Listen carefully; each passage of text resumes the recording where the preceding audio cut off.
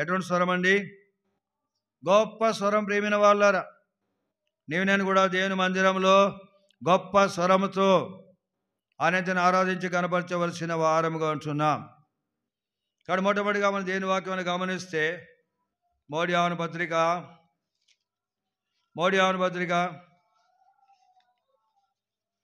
4వ అధ్యాయం, యోహాను రాసిన మొదటి పత్రిక 4వ అధ్యాయం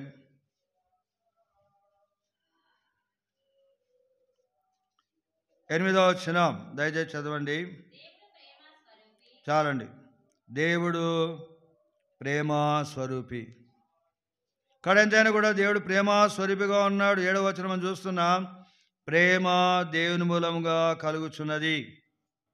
కాబట్టి ప్రేమ స్వరూపైన దేవుడుగా ఉన్నాడు. ప్రేమ ఎంతైనా కూడా దేవుని మూలంగా కలిగేదిగా ఉంది. ప్రేమ స్వరూపైన దేవుడు ఏం చేశాడండి? చూడండి 10వ వచనం దయచేసి చదవండి. మనము దేవుని ప్రేమించదమని కాదు, తానే మనలను ప్రేమించి మన పాపం ప్రాయశ్చిత్తమండుటకు తన కుమారుని పంపెను.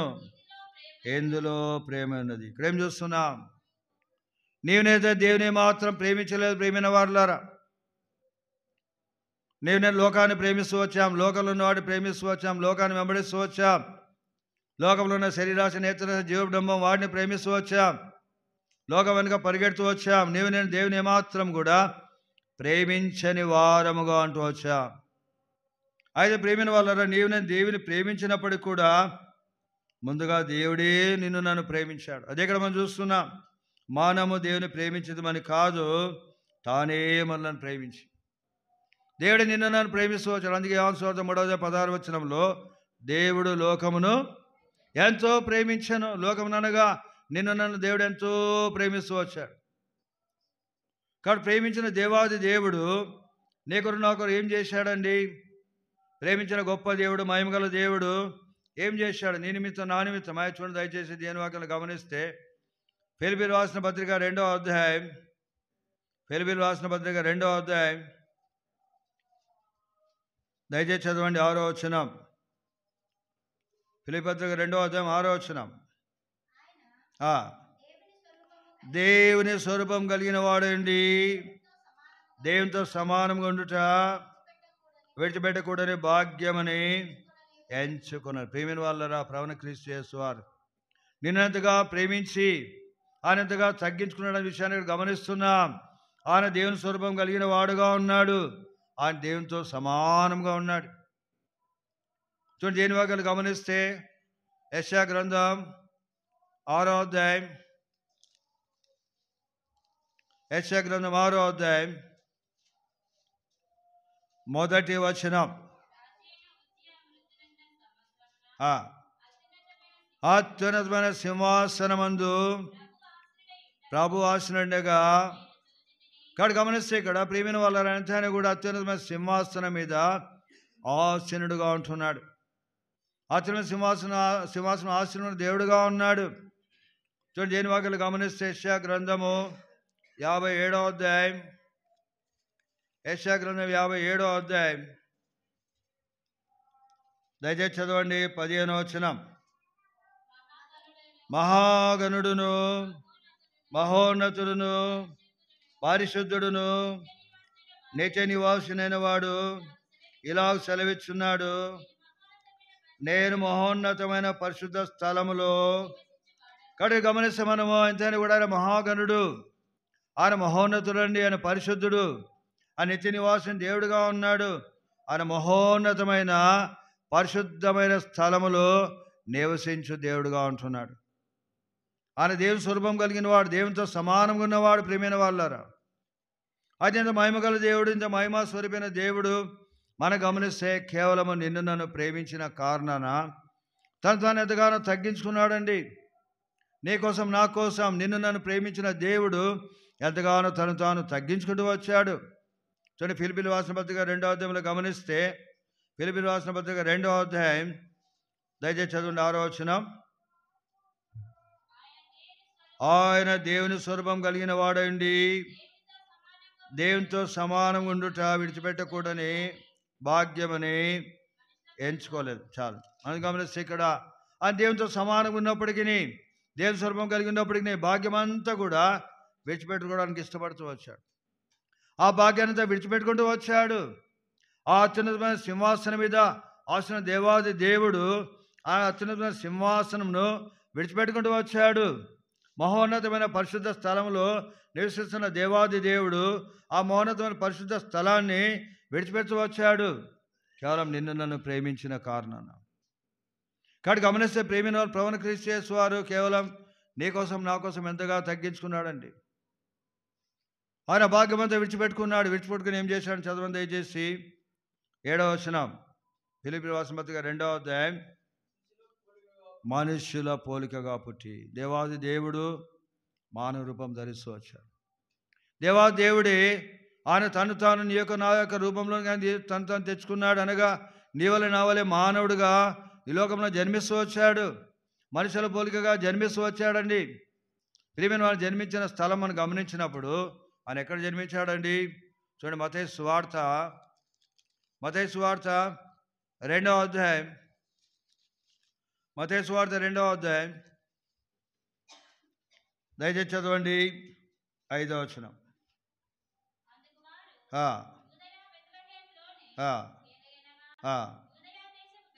యూదా దేశ బెత్లెహేమా, యూదా ప్రధానులలో ఎంత మాత్రమున అల్పమైన దానుకో. కాబట్టి గమనిస్తే ప్రియమైన వాళ్ళరా, ఆ భాగ్యమంతా విడిచిపెట్టుకున్నాడు. నీకురు నాకురు మనుషుల పోలికగా పుట్టాడు. అల్పమైన బెత్లెహేం గ్రామంలో జన్మించడానికి ఇష్టపడుతూ వచ్చాడు. అల్పమైన గ్రామం అది. బెత్లెహేం గ్రామం చాలా అల్పమైన గ్రామం.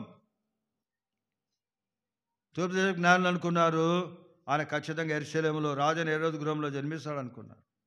కానీ గమనిస్తే ఇక్కడ అల్పమైన బెత్లెహేం గ్రామంలో జన్మించిన వాడుగా మనం చూస్తున్నాం. అంత మాత్రమేనా? చూడండి, దేని వాక్యాలు గమనిస్తే లూకా సువార్త 2వ అధ్యాయం. లూకా సువార్త 2వ అధ్యాయం దయచేసి చదవండి 6-7 వచనాలు.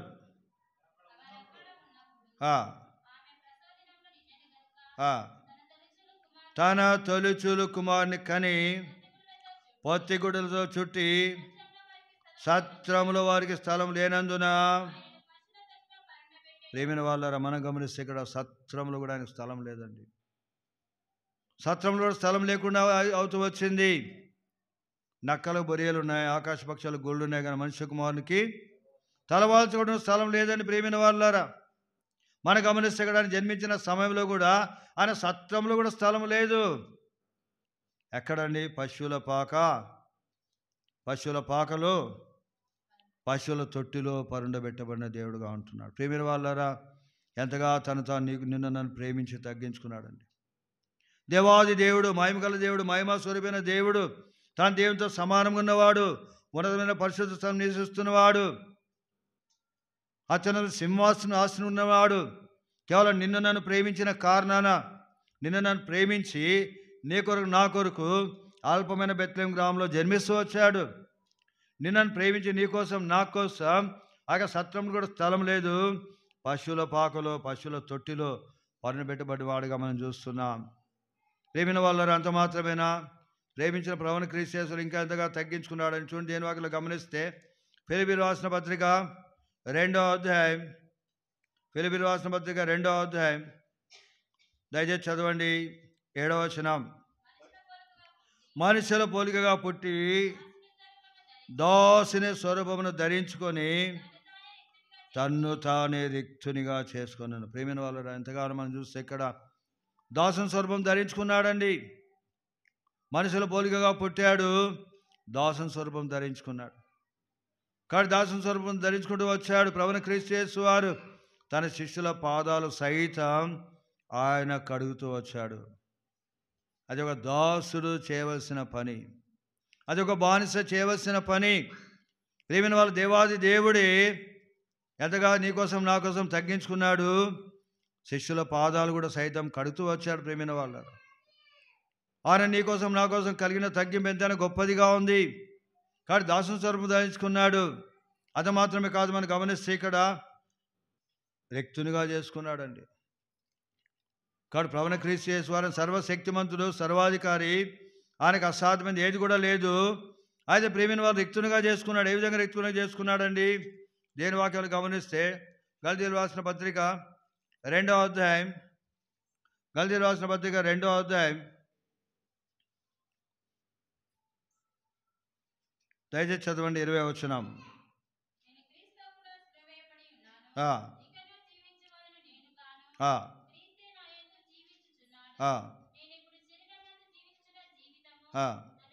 నన్ను ప్రేమించి నా కొరకు తన్ను తాను అప్పగించుకొనిన దేవుని కుమారుడు. కాబట్టి గమనిస్తే మనం సామాన్యంగా ఏమంటాం? ఎవరు అప్పగించాలంటామండి?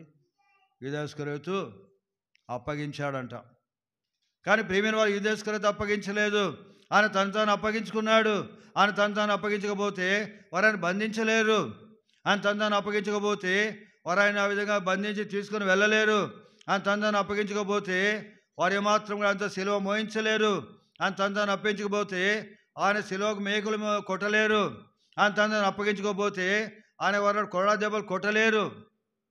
ఆయన తను తాను అప్పగించుకోకపోతే వారు ఆయన ఏం కూడా చేయలేరు. ప్రియమైన వాళ్ళారా, రిక్తునిగా చేసుకున్నాడండి. ఆయన సర్వశక్తిమంతుడు, సర్వాధికారి. ఆయన తన శక్తిని అంతటిని కూడా అక్కడ ఖాళీ చేసుకున్నాడు. తన శక్తిని వినియోగించలేదు.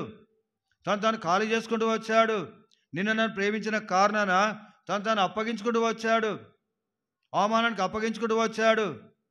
అంతని కూడా మనం గమనిస్తే చూడండి, దేని వాక్యంలో చూస్తున్నాం. హెబ్రీయులకు రాసిన పత్రిక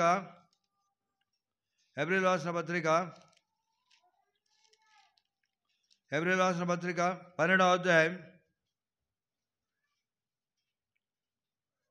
3వ వచనం దయచేసి చదవండి.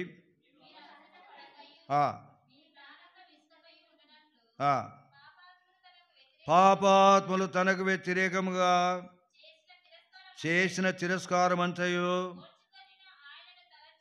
వాడు గమనిస్తే ఇక్కడ పాపాత్ములు అయిన వారు అనగా ఆనాడు ఈ విధంగా పాపులైన మనుష్యులు ఆయన వ్యతిరేకంగా తిరస్కారం చేస్తూ వచ్చారు. ఆయన తృణీకరిస్తూ వచ్చారు. వారెంతగానో సిలువేయమని వారు కేకలు వేస్తూ వచ్చారు. అన్యాయ తీర్పు వారి మీద విధిస్తూ వచ్చారు. కాబట్టి గమనిస్తే ప్రేమిన వాళ్ళరా, ఎంతగానో ఆయన ఓర్చుకున్న దేవుడుగా ఉంటున్నాడు. ఎంతగా ఓర్చుకున్నాడు? కాబట్టి కేవలం గమనిస్తే ఇక్కడ మనము చూడండి, యెషయా గ్రంథము 53వ గమనిస్తే ప్రేమించిన ప్రభువైన క్రీస్తు నిన్ను నన్ను ప్రేమించిన కారణాన అనంతగా ఓర్చుకుంటూ వచ్చాడండి. యెషయా గ్రంథం 53వ అధ్యాయం, యెషయా గ్రంథం 53వ అధ్యాయం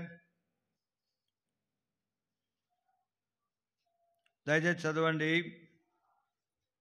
5వ వచనం.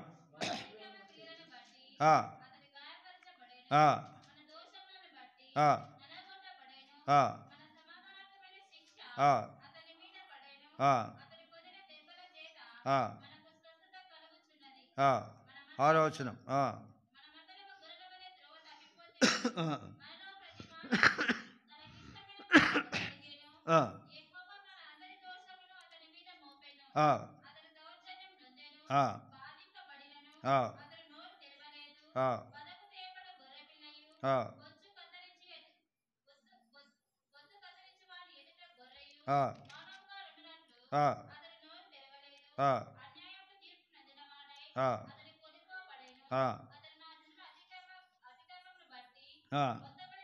కాబట్టి గమనిస్తే ప్రియమైన ప్రభువైన క్రీస్తు యేసు వారు నిన్ను నన్ను ప్రేమించిన కారణం ఎంతగా సహించుకున్నాడండి. ఆయన ఎంతగా ఓర్చుకుంటూ వచ్చాడు. మరి ఇక్కడ గమనిస్తున్నాం, ఆయన తృణీకరింపబడిన వాడుగా చేయబడుతూ వచ్చాడు. ఆయన ఎంతైనా కూడా మొత్తబడిన వాడుగా చేయబడుతూ వచ్చాడు. మన వ్యసనములను కూడా వహించుకుంటూ వచ్చాడు. మన రోగములను కూడా భరిస్తూ వచ్చాడు. మనం గమనిస్తే ఇక్కడ ఆయన ఎంతైనా కూడా వ్యసన క్రాంతులుగా వ్యాధిని అనుభవించిన వాడుగా ఆయన చేయబడుతూ వచ్చాడు. తన స్వరూపమంతా కూడా, తన సొగసంతా కూడా ఆయన కోల్పోతూ వచ్చాడు. ఆయన ఎంతగా నలుగొట్టబడ్డాడంటే, ఎంతగా గాయపరచబడ్డాడంటే మనం గమనిస్తే ఇక్కడ మనుషులు చూడనొల్లని వాడుగా ఉన్నాడండి. మనుషులు చూడలేకపోతున్నారు. అంతగా ఆయన నీ కోసం నా కోసం ఎంతగా నలుగొట్టబడుతూ వచ్చాడు, గాయపరచబడుతూ వచ్చాడు. మొదటి ఏమన్నా గొర్రెపిల్లగా ఏ విధంగా మౌనంగా ఉంటూ వచ్చాడు. మనం గమనిస్తే ఇక్కడ అన్యాయ తీర్పు పొందుతూ వచ్చాడు. కాబట్టి గమనిస్తే ప్రియమైన వాళ్ళారా, నీ యొక్క నాయక అతిక్రమ నిమిత్తమై ఆయన ఎంతగానో మొత్తపడుతూ వచ్చాడు. కానీ మనం ఇక్కడ చూస్తే ప్రభువైన క్రీస్తు యేసు వారు మౌనంగా ఉన్నాడు. ఆయన నోరు తెరవలేదు. దూషించినా కూడా బదులు ఏమాత్రం దూషించలేదండి. శ్రమపెట్టి కూడా బెదిరించలేదు. ప్రేమైన వాళ్ళారా, నిన్న నన్ను ప్రేమించిన ప్రభువైన క్రీస్తు యేసు వారు మౌనం వహిస్తూ వచ్చాడు. అదంతా కూడా భరిస్తూ వచ్చాడు. నీకోసం, నా కోసం, నీ యొక్క నాయక శిక్ష యావత్తు ఆయన అనుభవిస్తూ వచ్చాడు. నీ యొక్క నాయక అతిక్రమలు, నీ యొక్క నాయక దోషములు ఆయనకు శిక్ష విధిస్తూ వచ్చాయి. పాపం మనది, అతిక్రమం మనవి, దోషం మనది, శిక్షను అనుభవించేది ప్రభువైన క్రీస్తు యేసు వారు. నీ యొక్క నాయక శిక్ష అంతా కూడా ఆయన తన మీద వేసుకున్నాడండి. కానీ గమనిస్తే ప్రేమిన వాళ్ళరా, నీకు బదులుగా, నాకు బదులుగా నిన్ను నన్ను ప్రేమించిన కారణాన ఆ శిక్ష యావత్తు అనుభవిస్తూ వచ్చాడు. మౌనం వహిస్తూ వచ్చాడు. నోరు తెరవని వాడుగా ఉంటూ వచ్చాడు. రిక్తునిగా చేసుకున్నాడండి. అందుకే అపోస్తలుడు పౌలు రాస్తూ వచ్చాడు, నన్ను ప్రేమించి నా కొరకు తను తాను అప్పగించుకొనిన దేవుని కుమారుడు. ప్రేమించి అప్పగించుకున్నాడు. ప్రేమైన వాళ్ళ ప్రేమించి సహించాడు. ప్రేమించి శిక్ష అంతా అనుభవించాడు. ప్రేమించి మనం గమనిస్తే ఇక్కడ అన్యాయం తీరు పొందుతూ వచ్చాడు. బాధింపబడినా కూడా నోరు తెరవని వాడుగా ఉంటూ వచ్చాడు.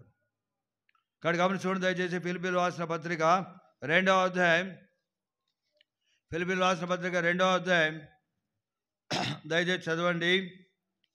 8వ వచనం. ఆకారమందు మనుష్యులుగా కనబడి మరణం పొందినంతగా, అనగా శీలమరణం పొందినంతగా విధేయత చూపిన వాడై తను తాను తగ్గించుకున్నాడు. ప్రియమైన వాళ్ళు ఎంతగానో తగ్గించుకుంటూ వచ్చాడు. శీలమరణం పొందినంతగా తగ్గించుకుంటూ వచ్చాడు. విధేయత చూపిస్తూ వచ్చాడు. ప్రభువైన క్రీస్తు యేసు వారు గెత్సేమనే వనములో తన ప్రాణం ఎంతైనా కూడా మరణమగినంతగా దుఃఖంలో ఉంటూ వచ్చాడు. చూడు మత్తయి సువార్త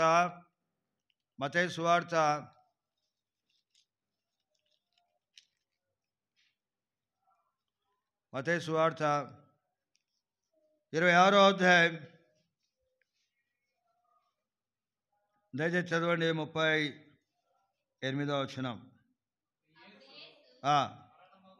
మరణమగునంతగా నా ప్రాణము దుఃఖములో మునిగి ఉన్నది. కానీ మరణమగునంతగా నా ప్రాణం ఎంతైనా దుఃఖంలో మునిగిపోతూ వచ్చింది.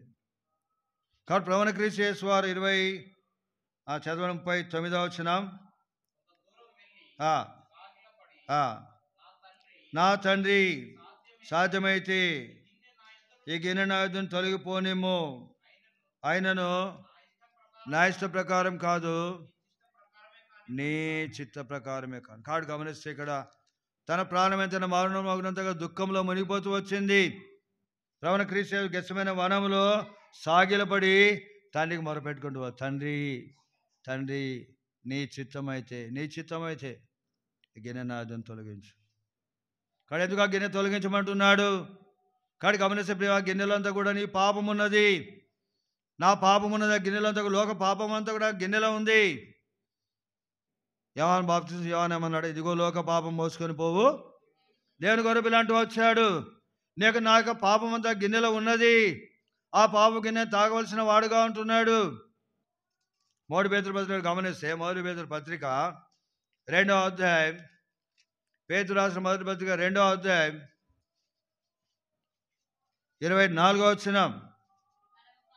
మనము పాపముల విషయమై చనిపోయి నీతి విషయమై జీవించినట్లు ఆయన తానే తన శరీరమందు మన పాపములను మ్రాను మీద మోసుకొనెను. గమనిస్తే ఇక్కడ నీవు నేను పాపం విషయమై చనిపోయి నీతి విషయమై జీవించినట్లుగా ప్రభువైన క్రీస్తు యేసు వారు తన శరీరమందు నీ యొక్క నా యొక్క పాపములన్నీ కూడా ఆయన మ్రాను మీద ఆయన మోసుకుంటూ వచ్చాడండి. యెహోవా మనందరి దోషమును ఆయన మీద మోపెను. కానీ నీ యొక్క నా యొక్క దోషమంతా పాపమంతా తన మీద మోసుకున్నాడు. నీ యొక్క నా యొక్క పాప శిక్ష అంతా కూడా తాను భరించిన వాడుగా ఉన్నాడు, అనుభవించిన వాడుగా ఉన్నాడు. ఆయన పొందిన దెబ్బలు నిన్ను నన్ను ఎంతైనా కూడా స్వస్థపరిచినవిగా ఉంటున్నాయి. ఇక్కడ గమనిస్తే ప్రభువైన క్రీస్తు యేసు వారు ఎంతగా తను తాను తగ్గించుకున్నాడండి. తాను దేవునితో సమానంగా ఉన్నవాడే, దేవుని స్వరూపం కలిగిన వాడే, అయితే ప్రేమ భాగ్యం అంతా విడిచిపెట్టుకున్నాడు. మనుషుల పోలికగా తాను ఆయన చేసుకుంటూ వచ్చాడు. అల్పమైన బెత్లెహేము గ్రామంలో అల్పమైన పశువుల పాక, పశువుల తొట్టి అక్కడ పరుండబెట్టబడ్డాడు. ఆయనకు తలవాల్చుకునే స్థలం లేదండి. కానీ గమనిస్తే ప్రేమైన వాళ్ళారా, ఆయన దాసస్వరూపం ధరించుకున్నాడు. శిష్యుల పాదములు కూడా కడగడానికి ఇష్టపడుతూ వచ్చాడు. తగ్గించుకున్న దేవుడుగా ఉంటున్నాడు. మనం గమనిస్తే అదేవిధంగా రిక్తునిగా చేసుకున్నాడు, ఖాళీ చేసుకున్నాడు, అప్పగించుకున్నాడు. శిలోమరణానికి అప్పగించుకుంటూ వచ్చాడు. విధేయత చూపుతూ వచ్చాడు. తన ప్రాణమితను బహుగా దుఃఖంలో మునిగిపోతూ వచ్చింది. ఆ పాపం గిన్నె తాగడానికి తనకేదో కష్టంగా ఉంది. కానీ తండ్రి అన్నాడు, నా కుమారుడు, ఆ పాపం గిన్నె నువ్వు త్రాగడం నా చిత్తమే. తండ్రి చిత్తమైతే అలా కానీ ఆ పాపం గిన్నె త్రాగుతూ వచ్చాడు. త్రాగడం వల్ల ఏం జరిగింది? తండ్రి తన చేయి విడిచిపెట్టేశాడు. కారణం ఏమనగా పాపం ఎరుగని ప్రభువైన క్రీస్తు యేసువారు నీకోసం నా కోసం పాపంగా చేయబడ్డాడు అనగా, నీకనగా పాపం ఆ గిన్నెలో ఉన్నది త్రాగినాడు. ఆ పాపం తన మీద మోపబడ్డాయి. ఇప్పుడు తండ్రికి తను వేరైపోయాడు, తండ్రికి దూరం అయిపోయాడు, తండ్రి తను విడిచిపెట్టేశాడు. నిన్ను నన్ను తండ్రితో ఐక్యపరచు నిమిత్తమై తాను తండ్రి యొక్క సహవాసాన్ని కోల్పోతూ వచ్చాడు. తండ్రికి దూరం అయిపోతూ వచ్చాడు. తండ్రికి దూరమై నిన్ను తండ్రితో ఐక్యపరిచాడు, సమాధానపరిచాడు. ఎంతైనా నీవు నేను చూడండి దయచేసి దేని వాక్యాలు గమనిస్తూ రోమిలు రాసిన పత్రిక 5వ అధ్యాయం, రోమిలు రాసిన పత్రిక 5వ అధ్యాయం దయచేసి చదవండి. 10వ వచనం. ఏలైనగా శత్రులమైండగా ఆయన కుమారుని మరణం ద్వారా మానము దేవునితో సమాధానపరచబడిన ఎడలా సమాధానపరచబడిన వారమై కాడు గమనిస్తే శిలోమరణం ద్వారా ఎంతైనా కూడా నీవు నేను తండ్రితో సమాధానపరచబడ్డాం. ఎఫెసీయుల పత్రిక రాసిన 2వ అధ్యాయం గమనిస్తే చూడండి. ఎఫెసీయుల రాసిన పత్రిక 2వ అధ్యాయం, ఎఫెసీయుల రాసిన పత్రిక 2వ అధ్యాయం, ఎఫ్సీ పత్రిక 2వ అధ్యాయం దయచేసి చదవండి. 12-13 వచనాలు.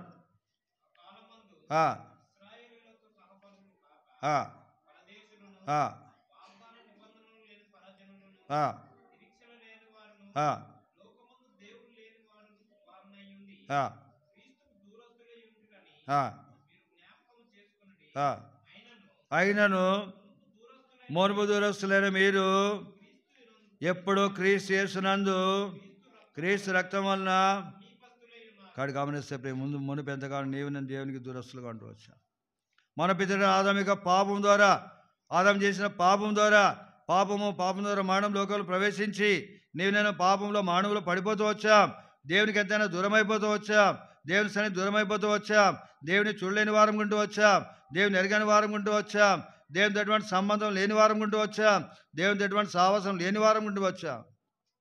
అయితే ప్రభువైన క్రీస్తు యేసువారు ఆయన శిలువ మరణం ద్వారా, ఆయన శిలువలో మరణించి ఆయన సమాధి చేయబడి ఆయన తిరిగి లేచడం ద్వారా తండ్రితో ఐక్యపరచబడ్డాం, తండ్రితో సమాధానపరచబడ్డాం. ఆయన సావాసానికి ఎంతైనా కూడా నీవు నేను పిలువబడిన వారం ఉంటున్నాం. చూడండి దేని వాక్యాలు గమనిస్తే మొదటి కొరింథీ పత్రిక 3వ అధ్యాయం 9వ వచనం.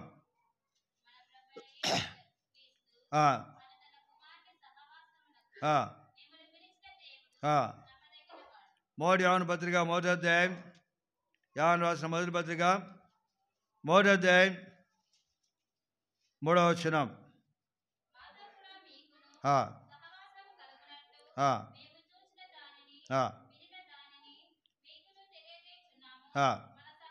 మన సహవాసమైతే తండ్రితో కూడాను ఆయన కుమారుడైన యేసుక్రీస్తు కూడాను కాడి. ప్రేమైన వాళ్ళరా, దూరస్థులమైన మనం ఎఫెసీ పత్రిక 2వ అధ్యాయం చూస్తూ వచ్చాం. మునుపైతే దూరస్థులుగా ఉంటూ వచ్చాం. దేవునితో సంబంధం లేదు, దేవునితో సహవాసం లేదు. కేవలం పాపం, మన పితరుడైన ఆదాము యొక్క పాపాన్ని బట్టి పాపం ద్వారా మరణం ప్రవేశించి నేను ఎంతైనా కూడా దేవునికి దూరస్థులుగా ఉంటూ వచ్చాం. దేవునితో సంబంధం లేని వారం కూడా వచ్చాం. దేవుని చూడలేని వారం కొంటూ వచ్చాం. అయితే ప్రభువైన క్రీస్తు యేసు శిలువ మరణం ద్వారా, శిలువలో ప్రాణం అర్పించి సమాజ తిరిగేచడం ద్వారా తండ్రితో ఐక్యపరచబడ్డాం, తండ్రితో సమాధానపరచబడ్డాం. మన సహవాసం ఇప్పుడు ఎవరితో ఉన్నదండి?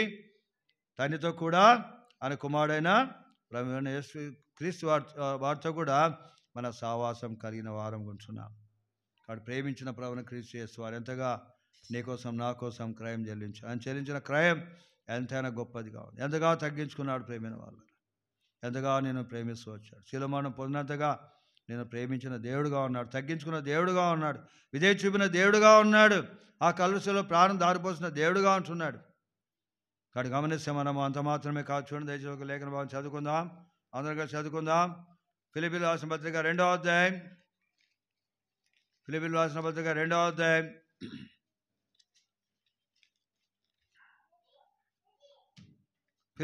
పత్రిక 2వ అధ్యాయం 9, 10, 11 వచనాలు అందరం కలిసి చదువుకుందాం. అందుచేతను పరలోకమందున్న వారిలో కానీ, భూమి మీద ఉన్న వారిలో కానీ, భూమి క్రింద ఉన్న వారిలో కానీ ప్రతి వాని మోకాలను యేసునామమున వంగునట్టును, ప్రతి వాని 4 తండ్రి దేవుని మహిమార్థమై యేసుక్రీస్తు ప్రభువును ఒప్పుకున్నట్టును దేవుడు ఆయన అధికముగా ఇచ్చించి ప్రతి నామునకు పైనామును ఆయనకు అనుగ్రహించాను. కాబట్టి గమనిస్తే ఇక్కడ ప్రభువును క్రీస్తు అంతగా తగ్గించుకున్నాడు కాబట్టి తండ్రి దేవుడు ఆయన ఎంతగా అధికంగా హెచ్చించాడు. అన్ని నామాల కంటే కూడా పై నామానికి అనుగ్రహించిన దేవుడుగా ఉన్నాడు. యుగనందు మాత్రమే కాకుండా రాబోయే యుగమునందు కూడా పేరు పొందిన ప్రతి నామం కంటే కూడా పైనామం ఆయన కలిగిన దేవుడుగా ఉన్నాడు. చూడండి, ఎఫెసీయులకు రాసిన పత్రిక 1వ అధ్యాయం 20-21 వచనం కలిసి చదువుకుందాం. ఆయన బలాత్సయం చేత క్రీస్తుని మృతులను లేపి సమస్తమైన ఆధిపత్యం కంటేను, అధికారం కంటేను, శక్తి కంటేను, ప్రభుత్వం కంటేను, యుగమునందు మాత్రమే కాక రాబోయే యుగమునందును పేరు పొందిన ప్రతి నామం కంటేను ఎంతో హెచ్చుగా పరలోకమందు ఆయనను తన కుడిపార్శ్వమున కూర్చుండబెట్టుకొని ఉన్నాడు. అన్ని నామముల కంటే పైన ఆయనకు అనుగ్రహించబడినదిగా ఉంది. ఇంతగా నన్ను ప్రేమించిన దేవాది దేవుడు, ఇంతగా నీ కోసం నా కోసం తగ్గించుకున్న గొప్ప దేవుడు, ఇంతగా నీ కోసం నా కోసం క్రయం చెల్లించిన మాయం గల దేవుడు, ఈ గొప్ప దేవుని నేను ఆరాధించకుండా ఏ రీతిగా మౌనంగా ఉండగలం? 3వ కీర్తన మనం చదువుతూ వచ్చాం. నా ప్రాణమయ్యేవాను సన్నుతించుమో, నా అంతరం సమస్తమా ఆయన పరిశుద్ధ నామమును సన్నుతి. ఆయన చేసిన ఉపకారం దేన్ని మరువకము. కొన్ని తలంపులు కలిగిన వారమై ఆరాధనలో మనం ప్రవేశిద్దాం.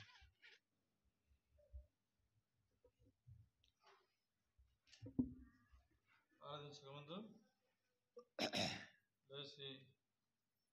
పాట సంఖ్య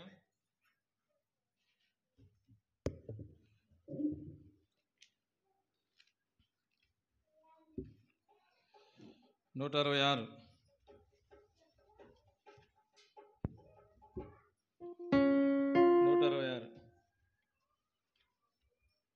కొత్త పాటల పుస్తకంలో 168.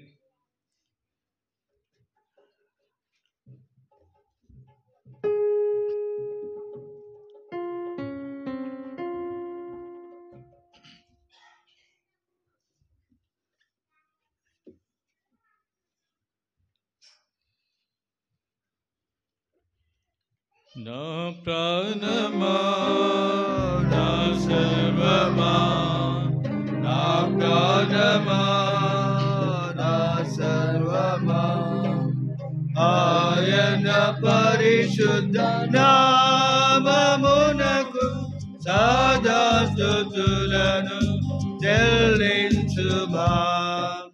మరువకు ఆయన మేలులను, మరువకు ఆయన మేలులను, క్షమించును నీ పాపములను, కుదుర్చును నీ రోగములను, క్షమించును నీ పాపములను, కుదుర్చును నీ రోగములను, కీడు నుండి నీ ప్రాణమును రక్షించి, కీడు నుండి నీ ప్రాణమును రక్షించి, కరుణా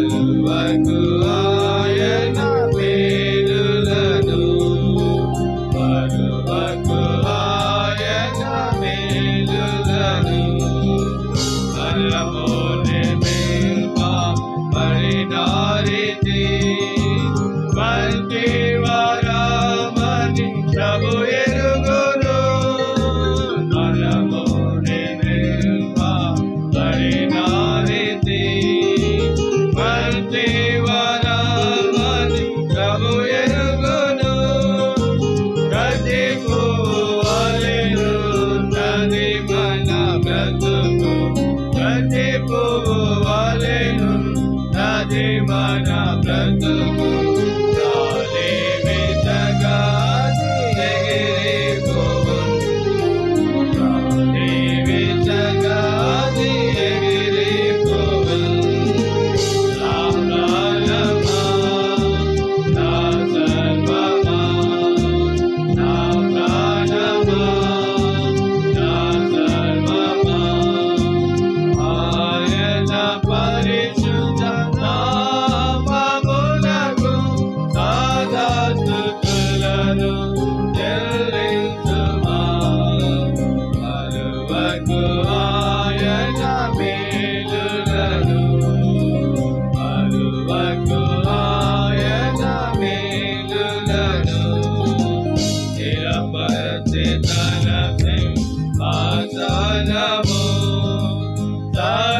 సర్వలోకమును ఏలుచుండే స్థిరపరచే తన సింహాసనము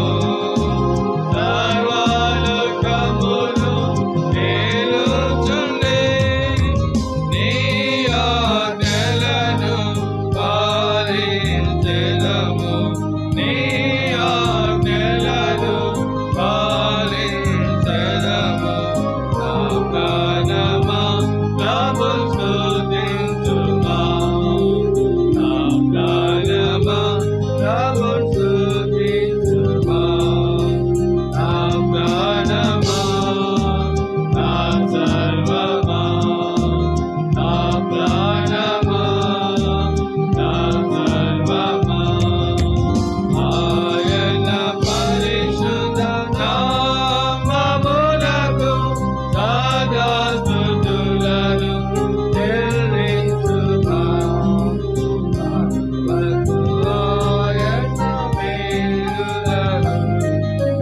పలువకు ఆయన మేలులను. చూడండి, మొట్టమొదటిగా సండే స్కూల్ టీచర్ ఆరాధన చేస్తారు. ఆ తర్వాత ఒక సహోదరుడు ఒక సహోదరి క్లుప్తంగా ప్రభుని ఆరాధించాలి.